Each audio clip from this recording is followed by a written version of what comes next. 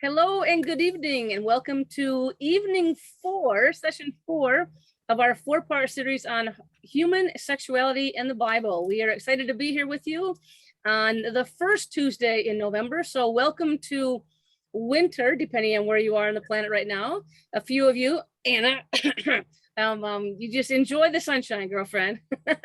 And we're glad to welcome you here from the Dominican tonight. So tonight, I want to just pop a few slides in here, and many of you know that part of being a part of Sanctuary Online is all about community. So please, as you're with us tonight, if you can, make sure you enable your video. We'd love to see your faces, pretending we're all in a living room talking about sex tonight. And also, if you're in gallery view rather than speaker view, you can see everybody. So if you wouldn't mind, open your chat box. You can let us know first and last name and your email address if we don't have it in our database. Maybe where you're calling in from, how you connected with us, and just how the heck are you doing tonight? All right. And for those of you, many of you I know that we love to be able to communicate with you better. And so if you're willing, we have a text feature, a reminder text feature. If you put your cell phone number in the chat or privately to Barb's iPad, and tonight, that's what you're coming in with, Barb. Barb will grab your phone number, put it into our database. And then on Tuesday afternoon, Barb always lovingly sends a little text that says, hey, it's Tuesday. And here's what we're doing tonight at Sanctuary Online. Also, due to the popularity, especially of this series, but of our other series as well, by the next day, by midday tomorrow, I will post the recording of this. So if you know friends, you see this tonight and you think someone would really enjoy watching the recording, we'll have that posted on our YouTube channel, but really easy to access it over on our Facebook page, which is just Sanctuary in the Woods. There you go. And if you'd like to, once again, if you offer us your email, we will send you normally about once a week. We really don't want to spam you or overly communicate. An email from talk to us at sanctuaryinthewoods.com. And that way you'll know, you'll have a link to the previous recordings, which is a great way to find us because there are a million things called Sanctuary in YouTube. And so you'll get a direct link to this recording as well as what is coming up. And speaking of that, hello, November. We're excited to bring you a phenomenal course next week, Tuesday. You gotta put this on your calendar here. We are going to do a fabulous Prep for Giving Tuesday. Barb, I'm going to jump down a slide and let you, whoa, no, out of order. Barb, why don't you tell us all about next week? All right, well, Giving Tuesday this year is November 30th. And if you are part of a nonprofit, working with a nonprofit, supporting a nonprofit, this will help you put together plans and basically give you a boost to your Giving Tuesday results. We tried a lot of these things last year with our Giving Tuesday program and doubled from year before. So there's some good things here and things that are relatively easy to do. So join us next week and we'll have some fun, we'll have some laughs, and we'll learn something. Yeah, and rumor has it we possibly got some guest speakers.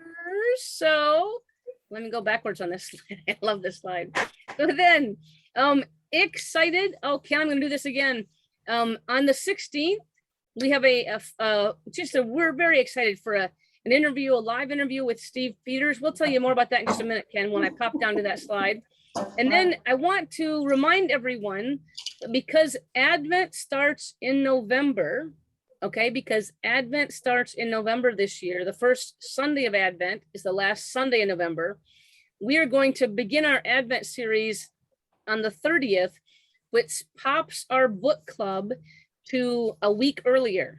Now, if any of you are a part of our book club, you know that the book we just chose, let me pop this out, Cheryl.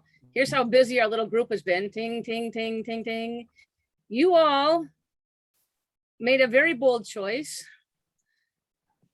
and are reading. How many pages, Cheryl?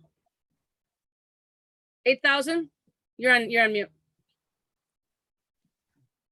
You're on mute, Cheryl. 8,000 pages? It's a long book. And But it's a pretty quick read book. It goes pretty fast. It's exciting. It's hard to put down. Good deal. And so we're going to go ahead and move that up to the 23rd. So for you and the book club, I just want to remind you about that. And that we're not the last Tuesday of the month. This month, we're the next to last Tuesday of the month on the 23rd. And then we have a phenomenal series to work with during Advent. So that was Giving Tuesday again. Steve Peters and Ken Martin, how surprising to none of you, have been friends forever. And when Steve's interview with Tammy Faye Baker, which was done in 1985, many of you may have seen this in the news, it really kind of rocked the conservative Christian world, because Tammy Faye said, well, Jesus loved everybody, so should we. And Steve was at that point in time, Ken, I think literally he's not the first man diagnosed with GRID or AIDS, but one of the very first, and God knows the longest living, right? I've been watching some documentaries and some podcasts, listening to some interviews. Just, he has an amazing story. And it was featured in the new movie, which is called The Eyes of Tammy Faye. And this is him with Jessica Chastain, who played Tammy Faye Baker on the red carpet at the movie premiere in New York City. So we are incredibly excited about that. And that is going to be on the 16th. So 2 weeks from tonight, you want to definitely bring a friend. That interview is going to be very powerful. And Cheryl, the book club is watching some of these as well, right? Some of the documentaries? Yeah, we're trying to watch. We wanted to watch the actual interview. You can find the interview on Google between Tammy Faye and Steve Peters. And also there's some more contemporary or modern interviews or things that you can learn about him if you go through too. So we're just looking at those. Yeah. Fantastic. And bring that into our conversation. Sure. So my friends, as we roll in tonight, there were 2 remaining questions, or actually there's one little bulk of questions, isn't there, Ken, that Ken's going to address that were remaining from the questions you all had either emailed in or that we put in the chat box over the course of the last few nights. And then he's got a little bit of a teach. We'll do some Q&A or some conversation from you, see how the evening goes. And then Ken has a nice little closing for us. So it should be a wonderful evening. Ken, the first question that was remaining was kind of a combination of 3 questions, all having to do with marriage and family. So I know you've bulked up your answer, and you're going to go ahead and read those questions and then go ahead and give us the answer to all 3 of those together. All yours, my friend. Thank you, Joby. Welcome back, everybody, to this concluding session of our series on human sexuality and the Bible. We had 3 different questions about marriage and family, which I want to sort of address together.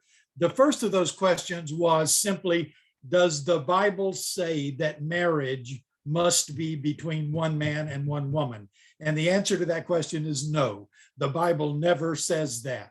Even though there is an assumption beginning with the creation stories that marriage will be between male and female, it's not necessarily always one of each of those, as we will see. Now, you may notice that I said creation stories. A lot of people don't know that the first 2 chapters in the Bible, chapter 1 and 2 of Genesis, are 2 different creation stories written over 500 years apart and very different from each other. So here's what the rabbis tell us is the main difference between these 2 stories. Genesis 1, which is the older of the 2 stories, in that story, God creates a man and creates a woman, and the very first thing God tells them is go have sex, go be fruitful and multiply. And so the rabbis say the focus of the older of those 2 stories is on heterosexual sex for the purpose of procreation.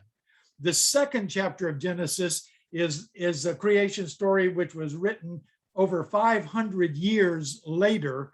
And this story is very different because sex is not mentioned, procreation is not mentioned. The main focus of this story is that God creates a human being and then realizes that that human being is lonely. And the whole focus of God's concern in the second creation story is to provide a companion for that first person so that that person is no longer lonely. Now, this gets a little deep in the weeds, but this is really important. The Hebrew word Adam means a human being. It doesn't mean male or female. It doesn't mean a man or a woman. Adam means a human being. And in this second chapter story, God creates an Adam, a human being, realizes that that Adam is lonely, and realizes that that's a terrible state to be in. And so God creates a second Adam to be that person's perfect companion. Now, later on, the word Adam became Adam, and we named the male human being Adam and the female Eve. But don't be confused about that. In this second story, God creates two Adams and makes them perfect companions to each other. The interesting part of this is that lots of Hebrew scholars find in this second story not only room for Adam and Eve, but room for Adam and Steve. Because if God creates a human being and that person is lonely, then God will create the perfect companion and helpmate for that person. For some people, that will be an opposite gender person. For some people, that will be a same gender person. But the rabbis have no problem, many of them, finding room for Adam and Eve and Adam and Steve in both of these stories. But beginning with those two creation stories, most of the rules, the customs, the laws throughout the Bible do assume that marriage will be between males and females. The second question that we had was how many different examples or how many different models are there in the Bible for marriage and family? The answer to that is that they are practically countless. There are so many different versions of marriage in the ancient Hebrew law allowed, for example, if a married couple were childless, the man could go and take another woman to be his concubine. And the first son born of that union, son, would then be brought to his wife. And for all intents and purposes, including legally, that was the child of this man and his wife. That's exactly the story that we have with Abraham and Sarah. Many of you will remember that. Deuteronomy 25 provides for another thing called the Levirate law. And the Levirate law says that if a married man dies without children, it becomes the duty of his brother or the next closest male relative to marry his widow and produce a son. And that son forever is considered to be the progeny, the child of the man who had died. And that was for, they were serving two different purposes there. One of them was that in the ancient world, of course, women had very few rights. They couldn't own land, couldn't own property. And so in the ancient world, when a woman became a widow, many of them only had the option to either become a beggar or a prostitute. But the Hebrew people were very careful always to provide for their widows and orphans. And so by another male relative marrying this woman, that provided some kind of security for her. Even more importantly for them, however, was the fact that there is no clear understanding or theology of resurrection in the Old Testament at all. And so the only way they could envision a person living beyond death was through their own children, through their own progeny. And it was a very patrilineal society. Everything passed through the males. And so that first son representing the father who had died childless allows his name to carry on into the future. Now, then the third question that we had about marriage and family was about polygamy. What does the Old Testament say about polygamy, and what's the difference between what the Old Testament says and what the New Testament says about polygamy? First of all, in the Old Testament, polygamy is never recommended, it is never endorsed, but it's also never condemned. And many, even of the great heroes of the faith, were polygamists. Jacob had 4 wives, David had 8 wives, Solomon had hundreds of wives. And so polygamy was a regularly practiced during these ancient times, including among the Hebrews. Now, when we move to the New Testament, it's really interesting because the New Testament is silent about polygamy, except with one tiny little possible exception.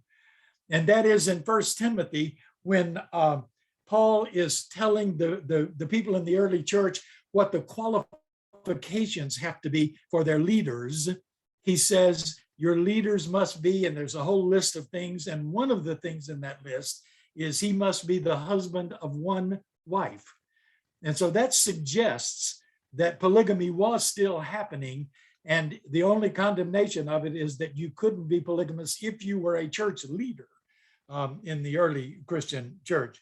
Now, I've always found this really interesting. Of all of these different examples and models that there are in the Bible, fundamentalists, conservative Christians talk a lot about Christian marriage and even about biblical marriage. They talk a lot about biblical marriage during all the debates about marriage equality and so forth.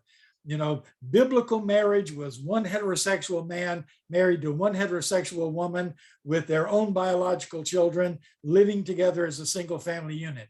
Of the hundreds of models for family and relationship in the Bible, that's the one I can't find. That one simply is not in the Bible. If you can find one example of their definition of biblical marriage in the Bible, I hope you will tell me about it, because I've searched and searched and I just can't find it.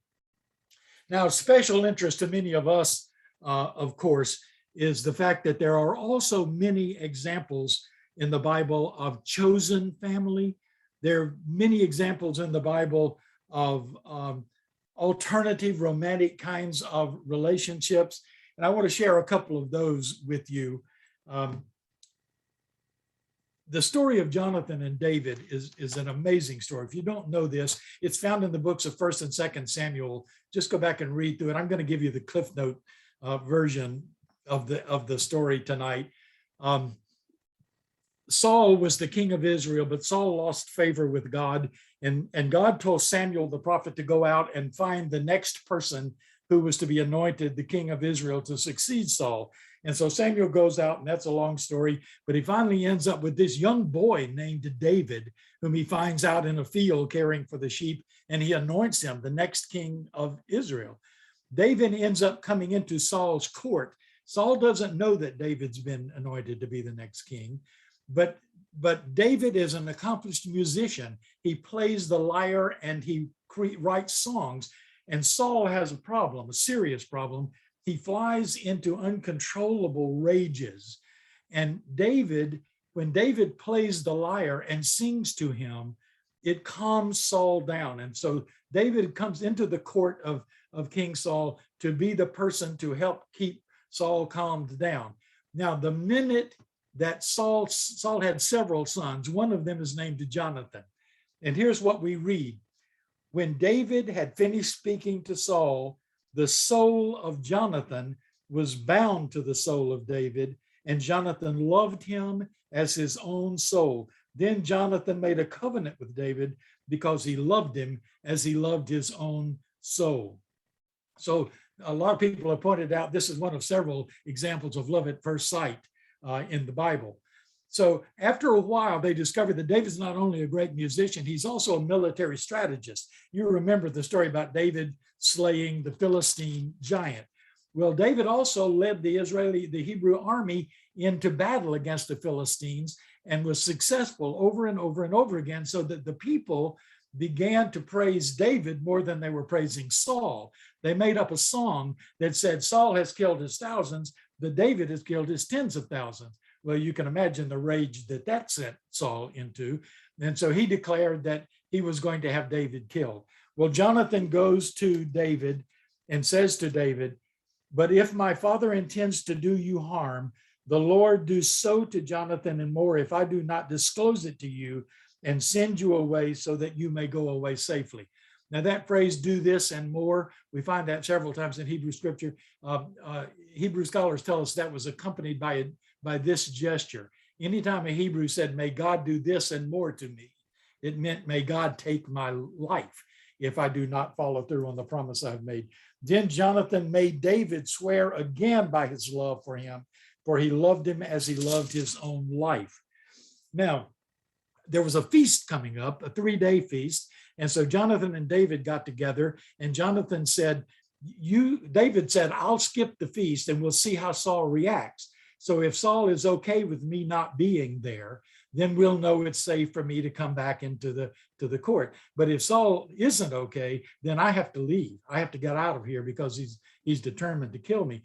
So they, on the first night and the second night, Saul is okay with the excuses that Jonathan makes for David's absence. But on the third night, then Saul's anger was kindled against Jonathan, and he said to him, you son of a perverse, rebellious woman, do I not know that you have chosen the son of Jesse, that's David, to your own shame and to the shame of your mother's nakedness?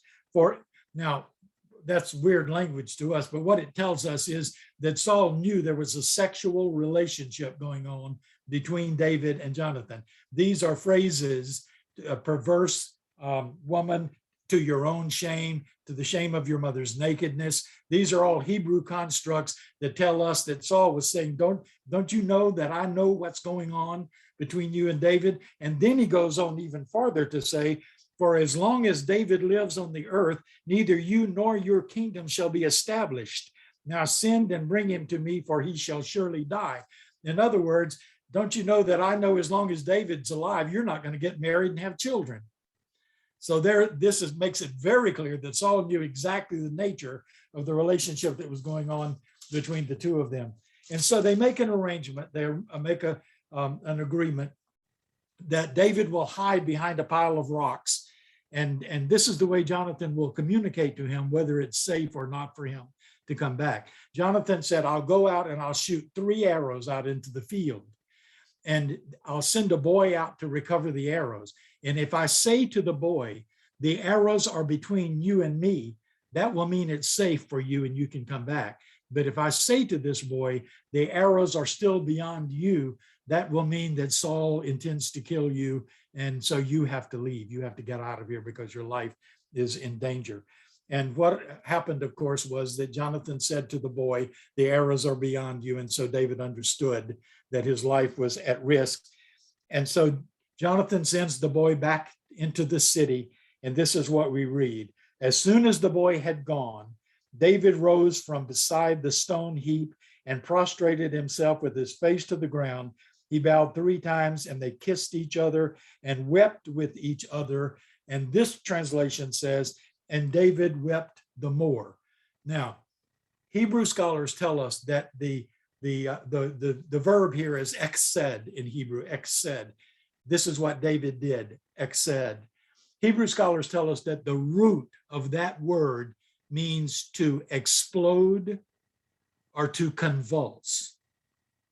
The Hebrew Bible Study Tools, which is a website, says that when that word is used most often in the Old Testament, it most often refers to somebody going too far or doing something that is inappropriate. Now listen to the way other translations have dealt with this. The King James Version says, they kissed until David exceeded himself. The Septuagint says, they kissed until David had a great consummation. The Barnes Notes on the Bible says, David wept until he had a strong emotion. The Jamieson Fawcett Brown Bible Commentary says, David wept until every other consideration sunk into the full flood of the purest brotherly affection. Now, later on, so in other words, we know what happened there, and honest interpreters are not afraid to talk about it.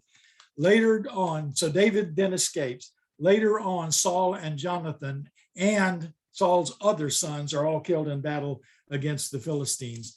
And a messenger comes to tell David that Jonathan is dead. He says Saul and Jonathan are dead. He doesn't even mention the other brothers, which means that he does know about this relationship. And so David writes a song, a lament about the death of Jonathan. And it begins with these words: "Your glory, O Israel, lies slain upon your high places. How the mighty have fallen." And then there are a number of verses, but listen to the last verse. The last verse says, "How the mighty have fallen in the midst of the battle. Jonathan lies slain upon your high places. Greatly beloved to me were you. Your love to me was wonderful. It passed the love of women." Now, if we read that anywhere except in the Bible, we would say that is a passionate love story between two people with a very unhappy ending. Joby, let's see those two slides. If you just Google David and Jonathan, you'll be able to see pictures like the two that Joby's about to show you. I just Googled David and Jonathan, and these were among the first two that came up, which makes it very clear that there are people who just take for granted what is so clearly transparent in this biblical story, that this is a love story between two men. Thank you, Joby. Now, the other story, last week I told you that I would tell you about a love story between two women in the Bible. In the book of Ruth, and I'm just going to save a little time here, I'm going to read you what I wrote in my book about this. One of the most eloquent expressions of a long-term orientation to relationship is in the familiar words that Ruth spoke to Naomi. "Entreat me not to leave thee, nor to return from following after thee. For whither thou goest, I will go, and whither thou lodgest, I will lodge. Thy God shall be my God, and thy people my people. Whither thou diest, I will die, and there will I be buried. May God do this and more to me, if aught but death part me from thee." Naomi, her husband Elimelech, and their sons were Hebrews, but their sons' wives, including Ruth, were Moabites. Hebrew men were allowed to marry non-Hebrew women only under certain conditions. For example, non-Hebrew women were required to renounce their people and their deities. While we may never know whether the relationship between Ruth and Naomi was a romantic or a sexual one, this was a traditional wedding vow that the Moabite Ruth said to the Hebrew Naomi: "Your people shall be my people, and your God my God." I have always found it amusing that even though conservative Christians denounce any suggestion of a romantic relationship between the two women as blasphemous, the implications are so obvious that Ruth's words to Naomi continue to be sung, read, and used as vows in heterosexual Christian weddings every day. In effect, Ruth said to Naomi, "I am going with you, so don't even try to stop me. And no matter what happens, up to and including death, the two of us are together." Now, in the New Testament, we also have all these amazing examples of alternative families and romantic relationships. There's the story, for example, of the two sisters, Mary and Martha, and their brother Lazarus, who live in the village of Bethany. This was the closest thing Jesus had to a home every time he was frustrated with all of these pious religious hypocrites, or when he was just exhausted physically, he would go to the home of Mary and Martha and Lazarus in Bethany, and that was his home. That was an alternative kind of family, particularly in that particular age. There are also in the book of Acts, you may also know this, that there are references to small groups of people coming together and living together. It's very suggestive of the fact that they are intentional families that they create for themselves. And then in the 24th chapter of the book of Luke, we have this amazing story that takes place late in the afternoon of the first Easter Sunday, the day of resurrection. It says there were two men who had been in Jerusalem over the weekend, and they were walking back to their home in Emmaus, and all of a sudden a stranger comes up beside them and starts walking with them, asks them what they're talking about, And so they say, are you the only person who doesn't know? And then they retell the whole story of Jesus being arrested and tortured, persecuted, finally crucified. And then they say, and then the women in our group really confused us this morning because they said they went to the grave and there were angels there saying that he wasn't even dead. And it wasn't until they reached their home, it's late in the afternoon, it's getting dark. And remember what all the things we said about hospitality. They say to this stranger, don't keep walking in the dark. Come into our house and eat with us. And so they go into the house, they sit down at the table. And the story says that Jesus broke bread at their table and they recognized him. They didn't recognize him until he broke the bread. Now, here's what's fascinating about that story for us at this point. The scripture, Luke, only gives the name of one of the men, Cleopas, says one of them was named Cleopas. But by the 3rd century, Christian tradition said these were 2 men named Cleopas and Simon who made their home together in the village of Emmaus. 2 men who made their home together in the village of Emmaus. So what can we conclude? We can conclude that while there is an assumption of heterosexual marriage, the Bible also allows for many different forms of marriage, and it includes stories about many different kinds of chosen family and many different kinds of romantic relationships.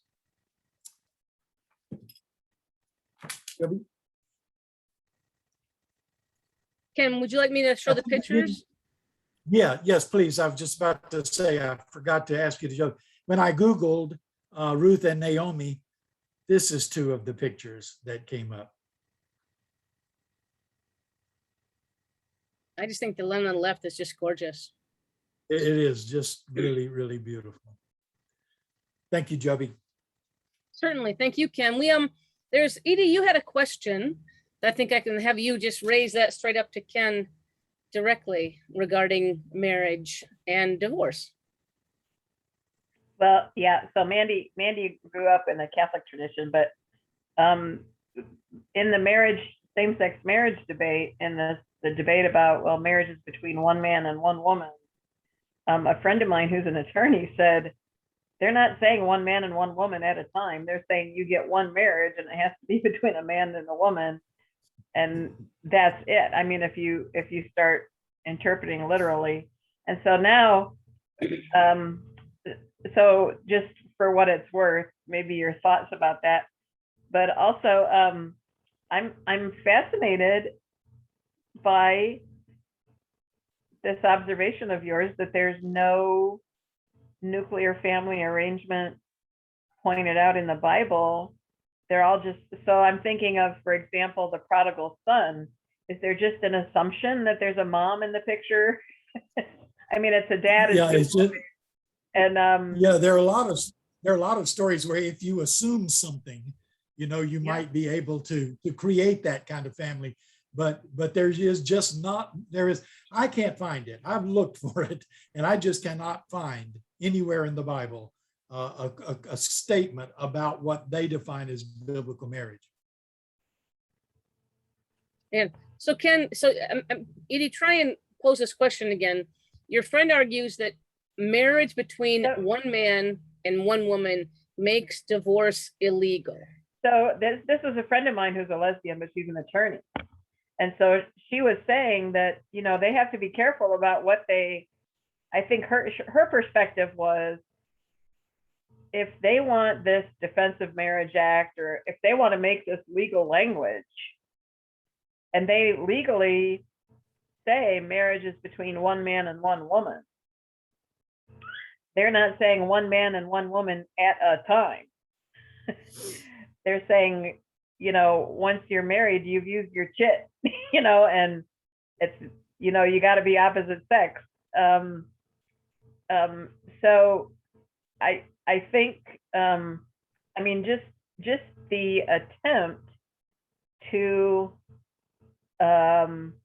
make some sort of biblical heteronormative marriage law, you know, you can dig yourself deeper if you're not careful about language. Yes, and as we talked about on the first night, remember, I think the first question we dealt with was about the question of divorce in Matthew and Luke. And we have two different, we have Jesus responding to the same question two different ways.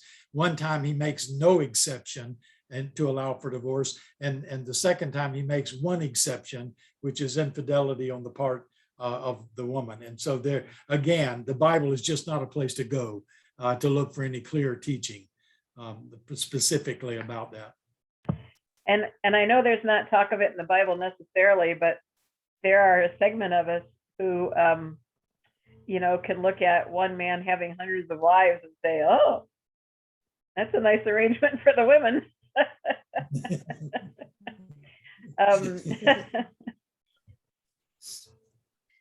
Okay, we've got quite a few here. Thanks, Edie, for popping that out. We've got, so Carol, you just lifted Mary and Joseph ? Oh, is that your example that you're sharing with Ken regarding nuclear family? I was wondering if that was an example. I don't know. I've heard that would be an example of a heterosexual marriage, possibly. I don't know. I think I know how this is gonna land. Go for it, Ken. And Yes. I was thinking the same Yes, thing. I'll put it the same thing too. Yeah. Thanks, Tony. Well, you just did away with the virgin birth, because according to scripture, Joseph is not Jesus' father. So that doesn't fit. That complicates Sorry. things. Also, Ken, Yeah. would it matter Mary's age in that relationship? Well, it was If you're- traditional at that time for a woman to be betrothed at a very young age. Some people suggest that Mary may have been as young as 12. She was Well- probably more like 14 or 15 years old. And marriage was a very different institution then, in that they were betrothed and they were considered married from the time they were betrothed. But then there would be a ceremony later.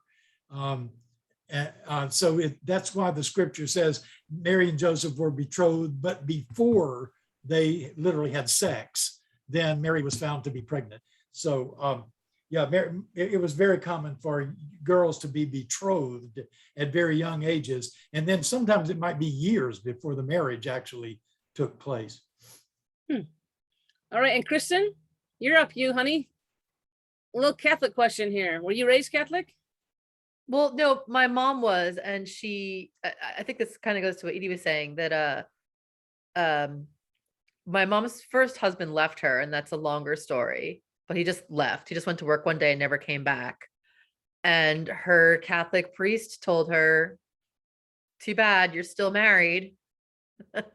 and that was how she ended up leaving the Catholic Church, because she moved from Brooklyn, New York to Los Angeles, California, and found a slightly more liberal church who said it was okay for her to move on with her life, or else I wouldn't be here. But that idea of she told me as an adult, she actually in high school, she considered being a nun at one point. So she was all in, until she was told that, in her mid-20s, since he left, Right. too bad. Over. That was her legal marriage. That was her marriage in the eyes of the church. And if she wasn't going to get it annulled, then she was going to be married to him forever. Well, and Kristen, Right. we could, I know that we has could been do the a, position, that has been the legal position of the Catholic Church. Yeah. Although in modern times, Catholics have found it pretty easy to get an annulment, Yeah. under those kinds of circumstances. which could be its entire show by itself. Just the concept of that policy, of the brokenness it's caused, of the folks who've left the church because of, just like your mom. I mean, Cheryl's another shining example of just asking a straight up question, but getting an answer that was not able to be lived with and stay inside, a community of faith. Well, God bless California, Kristen. I'm all over it. Here you go. Ken, I know you've got a closing for us to pull us all the way back from our very first session, but there was one more question, and I think this does matter. It's a neat question about biblical reference to sex being unclean. And of course, we know all the references of the red tent, of the women having to leave community or not be touched while they were menstruating. And just would love, I forget who asked this question, but appreciate the context that drives those sorts of references. Yeah, yes, there's no question that the Bible, particularly the Old Testament, is preoccupied with menstruation and with male semen. Let's talk a little about menstruation first of all. We can find taboos against menstruating women and menstruation in almost every ancient culture, and there are a lot of explanations for that. I find two of them really plausible. The first one is that the whole act of procreation was a great mystery to ancient people. They just did not understand exactly how it happened. And so there were all kinds of superstitions and taboos attached with procreation generally. While they didn't understand exactly how, they suspected that menstruation was somehow connected to procreation. And so menstrual blood, menstruation, even menstrual cloths were given all kinds of magical powers. There were all kinds of superstitions involved with it. The second reason that this probably existed was because there was a lot of confusion about how a human being could bleed that much and not die. Because in every other circumstance, the loss of that much blood was associated with death. And so a woman could bleed and not die. And so that was a great mystery. And one of the reasons that there was so much power given over to menstruation. There are a lot of references to menstruation in the Bible, and they're all negative.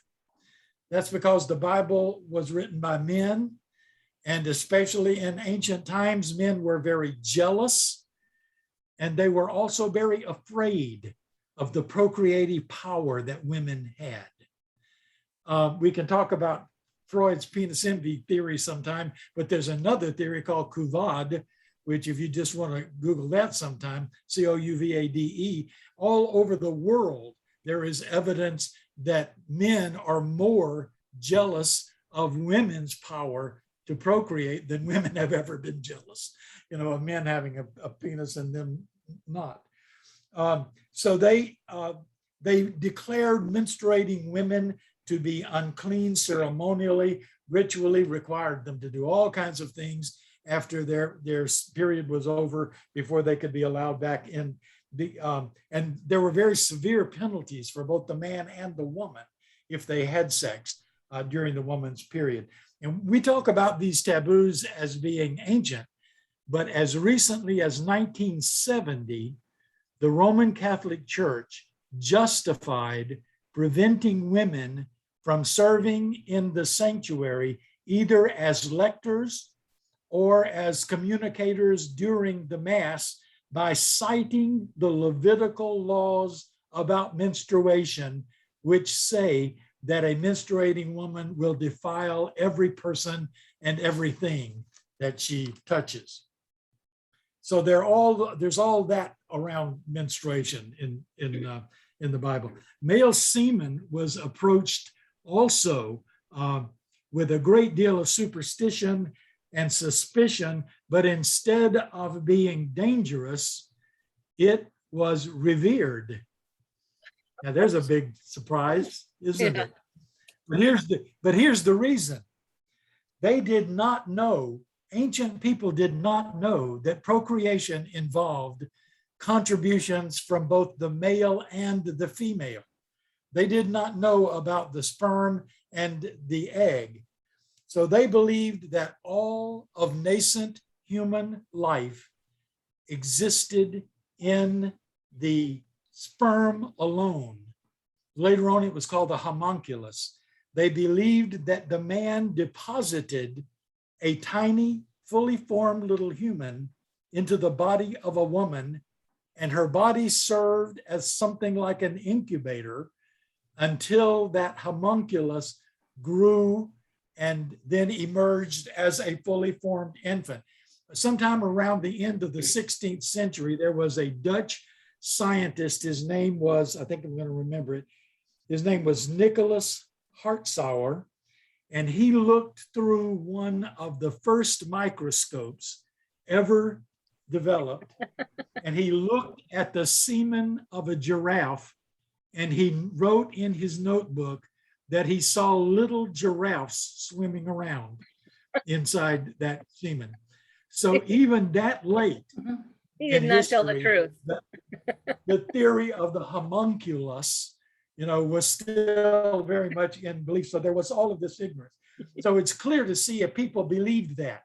Now here's the important point for us. If people believed that about the homunculus, then it's clear that that influenced their condemnation of any sexual activity where semen did not end up in the female vagina. They called it spilling the seed, and there are all kinds of other prohibitions in there. That was their reason for condemning male temple prostitution that we encountered in Leviticus and again in 1 Corinthians. Remember that? Because if two men had sex together, then that homunculus, that little human being, was being wasted. Also, there's the story of Onan in the Old Testament who pulled out coitus interruptus, we call it now. He withdrew and spilled his seed on the ground, and he was condemned for that. If you believed this about the homunculus, then you certainly understand exactly why. And even as late as the 13th century, St. Thomas Aquinas wrote that the sin of masturbation was greater than the sin of rape. Because at least, he said, with the sin of rape, the semen was put in the right place, and there was a possibility of procreation. So you see how distorted all of this stuff can become. So that's some of the context for the question about the biblical references to sex being unclean. Ken, I think you could probably talk for as long as we would leave the Zoom open and tell us stories.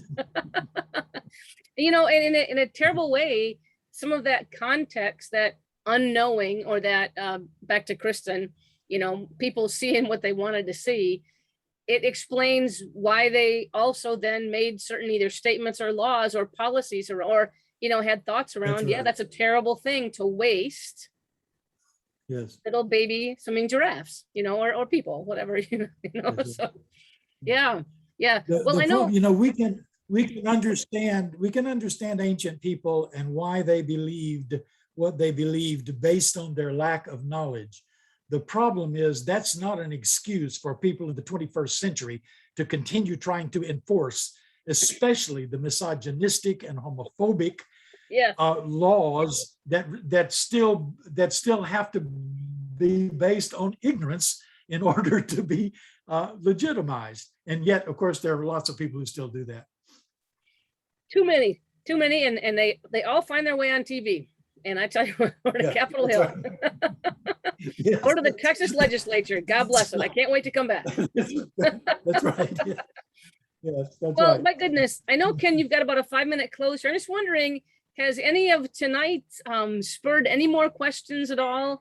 We want to make sure we've extended this series an entire evening to make sure, Aaron, that you got all your questions answered. And I'm hoping that has happened tonight. But anybody else either have a thought or a comment or a question for Ken?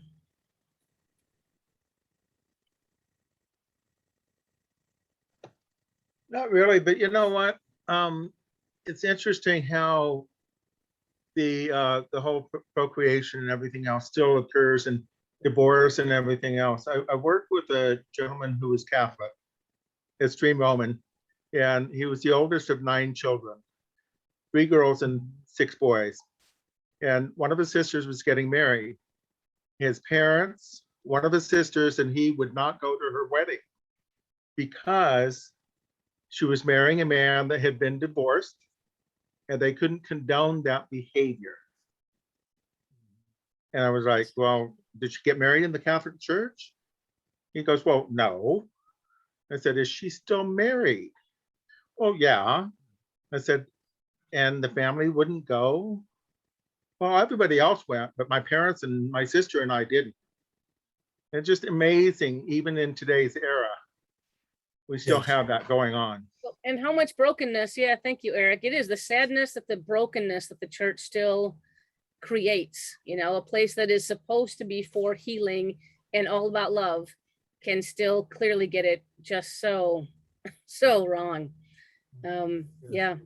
So thank you. But bringing it back, Ken, I would love you to touch on, I still, in our preparation, you and I chatting about this, I still love the juxtaposition of ethics that you were bringing the very first Yes. night. So can you bring Yes. us full circle, and we'll close you out tonight, my friends. And before I do that, Ken, No. I want to say, remember, if you work for a nonprofit, love nonprofits, know of a nonprofit, churches, anybody that could use some ideas, some workshop time around Giving Tuesday. Like Barb said, our first Giving Tuesday was like throwing spaghetti against a wall. It became our largest fundraiser of that year. We then got a little smarter about it and we increased our numbers. And then last year we put a little more energy toward it, had a workshop like this, and doubled our, the return on Giving Tuesday. So if you know of any organization that you love and you support, invite them please to next week and toss out our URL, just sanctuaryonline.live. Anybody can come. Barb's running that. And I think you'll be helping us out as well. And we've got some possible other speakers to just bring many ideas to helping folks in need in the time when a lot of people's budgets have been hurt by the pandemic, by giving, over the last few years. So that's next week.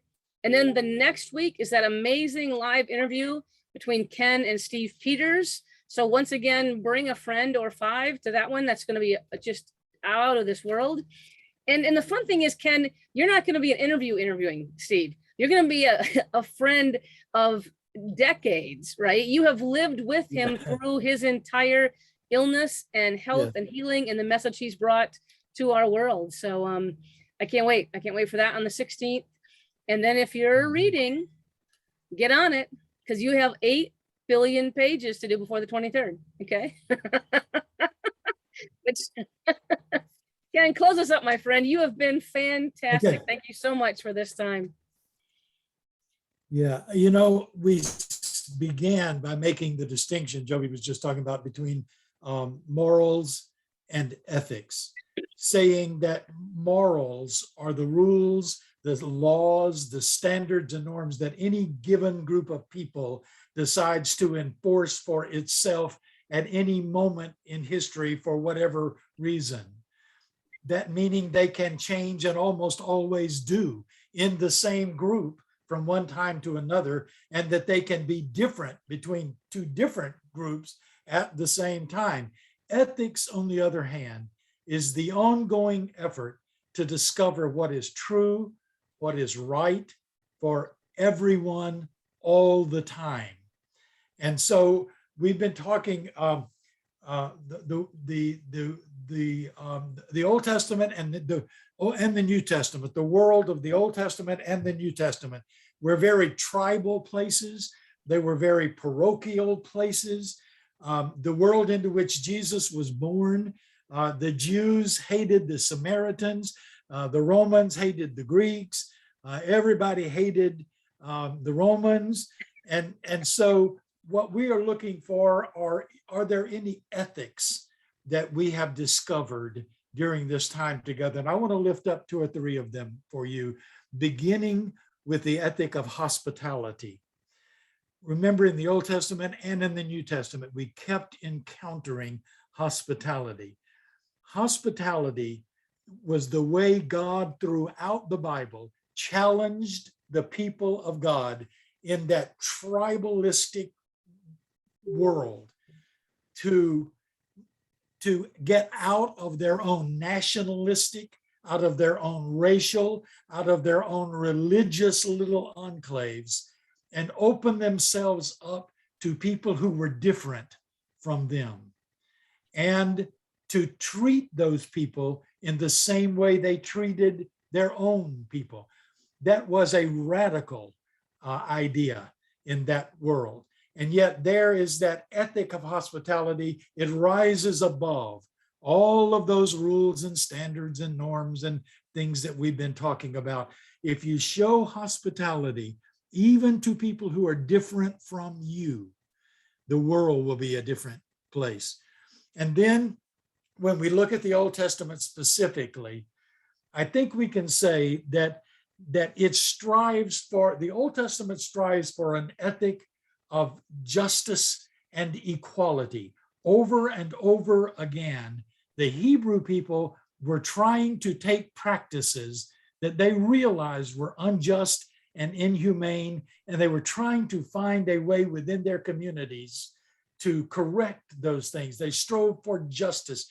The prophets over and over again, calling the people to justice. Do what's right. You know what's right. Do what's right. And finally, all of that comes to, for me, the whole ethic of the Old Testament can be found in one verse, and that is in Micah 6:8.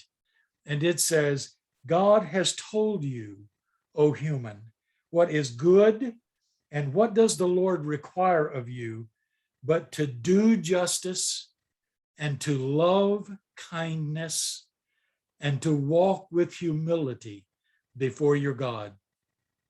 Act with justice, love with kindness, and walk with humility. That is the ethic that the Old Testament lifts up above all the rules and the standards and the norms. Then when we get to the New Testament, it's very clear. It's just transparently clear. The ethic of the New Testament is love. Very early in Jesus' ministry, he was asked, which commandment in the law is the greatest? And he said, you shall love the Lord your God with all of your soul, with all of your heart, with all of your soul, with all of your might. And the second one is close to it. You shall love your neighbor. There's hospitality again. You shall love your neighbor as you love yourself. One of the things that often gets missed in that is Jesus said, you can't love anybody else with any quality of love that you do not have first for yourself. That's very important to a lot of people, and that we know, that we are incapable of loving anyone else with any degree of love that we do not have, first of all, for ourselves.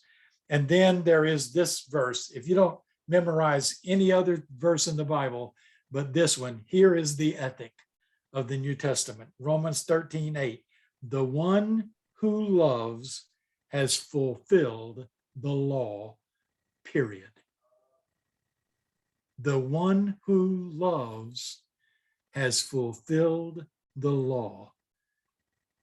That ethic of love rises above all those rules, all those laws, all that stuff that you can't do this and you can't do that, and this is nasty and this is ugly, and God's going to hate you.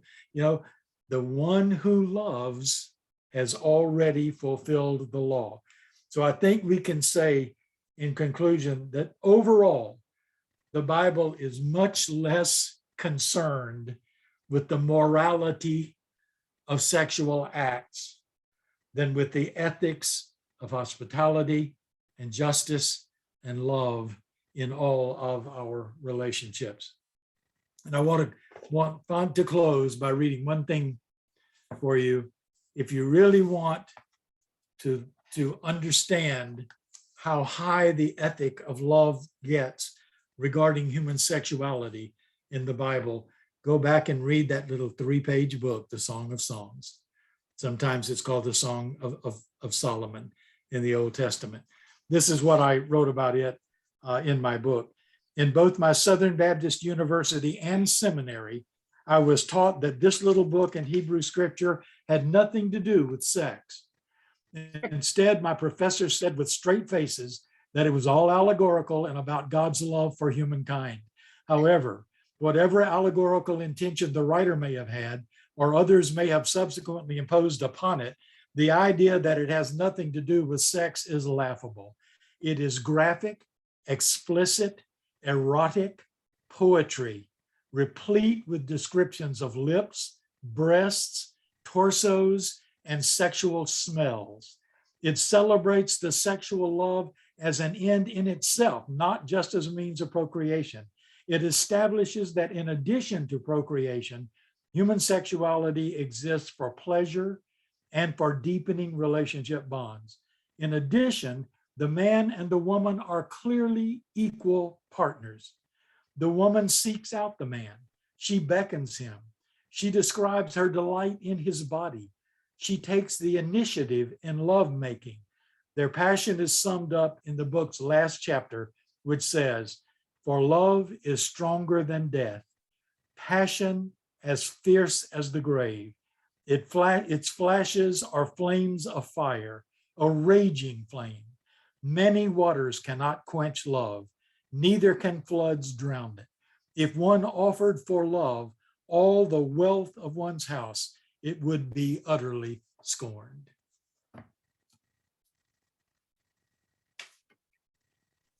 Come on, get the mutes off. Get the mutes off. Take the Thank you, mutes off. Ken. That's amazing. Yay. Amazing. Fabulous. Thank you Thank for you. your work. Thank you so much, Ken. Yes. Yeah, Ken, thank you. That's, you know, even though this is in your DNA, and any one of us who knows you or have had the opportunity to know you for a long time knows this has been a passion of yours for many, many, many years. I know you still have to study it and recover it to be able to present it so wonderfully to us. So thank you for that time, the time you spent. Thank you for giving a whole extra day for Aaron. I mean, for the rest of us to be able to also get our questions answered. And my friends, just again, thank you, Ken, so much. It is a little past 9. I want to love on you and let you get out of here. So it's a big November. It's a big December. We're excited for January to continue to bring programming. And we might be coming out in January with a few little focus groups or some questions. We want to make sure that Sanctuary Online is still serving the purpose, you know, the intention that we started out 60, oh, Kristen, what is it? 68 sessions ago. Kristen, what is so sad about tonight? Can you just share? I love this. Really? Well, Yeah. you pointed out last week it was 67, and I was like, Ken, No, no, tonight's end the 68. lessons on sexuality with 68 and not on 69. Something's wrong with that. Better but all add another right. one. So there are still students among you, math students among you, Ken. You've But inspired. next week is the amazing and interesting Giving Tuesday 69. 69 evening. Barb, you got a nice high bar there, my friend. Tee it up. Kristen's gonna come just for the sex, okay? So yeah, any other comments or get out of here? Jordan, grow your hair, my friend, okay? Good luck with that. Well, you know what they say, that the two things that generate the most interest are love and money, right? So. There you go. The most interest and the most fights in relationships. So we could have a whole week on that as well. Netta, we're going to have the entire night on our Facebook page. So we've been posting the recording. So any of you that have a friend maybe who missed tonight or would find some value with tonight, go ahead over to the Facebook page for Sanctuary in the Woods, and we'll have the recordings posted there, as well as if you're in our email list, we'll fire off an email list to you next week, and that will have a direct link in it. So have a wonderful night, my friends. Ken, thank you again. And we'll see you next week and the next week. Joe, and the let me next week. just, Barb. let me just say real quick, the YouTube channel gets a lot of activity. I was on there grabbing a link tonight, and the first week of this series has 77 views already. There you go, Ken. So yeah, small, maybe live, but mighty in how we do what we do. Great. Thank you, Barb. All right, my friends, be careful out there, be safe out there, and wash your hands. Thank you, Minute. Papa. Thank you. Thank Thank you. you, Papa. Thank you, Ken. Bye, everyone. Thank you, Papa. Night, everybody. Night, everybody. My stuff. Good night. night. Good to see you. And I'm going to give you a holler this week. Okay. Great. Barb, I'll talk to you as well tomorrow. Bye, Okay, Darcel. bye. Good to see you, Bye. hon. Bye, honey. And I forgot to end the recording. So to all of you out there heading into November, make it a great one.